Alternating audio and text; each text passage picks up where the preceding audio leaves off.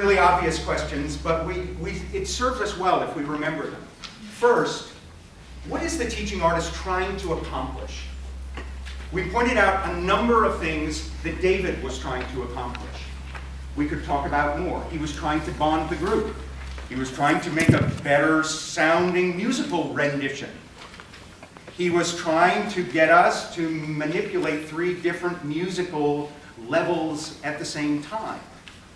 So these were his goals, and we are stronger as a field when we, instead of just thinking about, oh, go create magic, which for about 30 years was good enough in the US.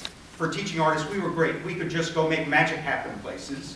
Now, we can be a little more intentional without losing the magic.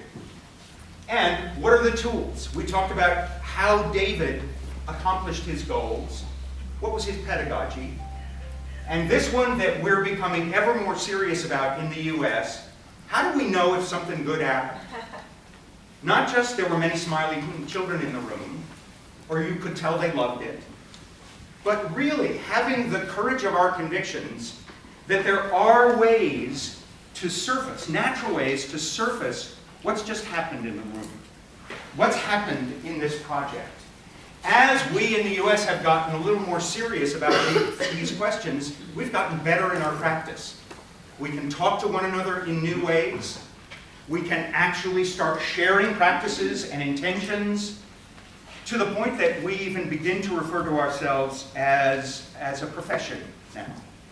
Because we have enough comfort within those 3 different kinds of challenge. In my own activity that I did with you, what were some of the things I was trying to accomplish in the many steps of that little exercise we did? What were things I was trying to accomplish? Break down privacy. Right, so get the group starting to work together, get the isolation of beginning broken down. Other things, my goals as a teaching artist.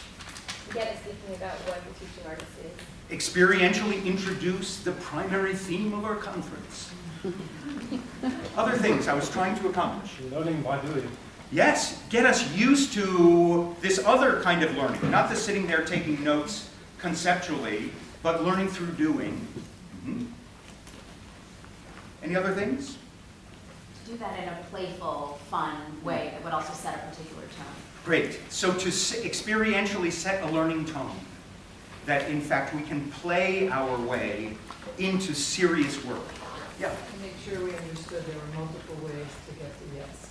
Great. So keep yesing people in a confined endeavor, but begin to expand the definition of success, where in the West we've gotten it we have so many young people and not so young people who are worried about getting things right, getting things wrong, doing it the way they're supposed to do it, not the way we're supposed to do it, as opposed to that artistic environment where we're talking about the quality of offerings and the success that is potentially represented in every offering. And the how, we don't need to go through the many steps that I went through, but it was a term we use, it was scaffolded from the silliness of bumping knees and hips into the artistry of storytelling contained in a symbolic gesture to make groups, so we're coming in under the radar that you're getting perilously close to an art-making experience. Bring you into groups where you're thrown a really abstract challenge and way not enough time to solve it.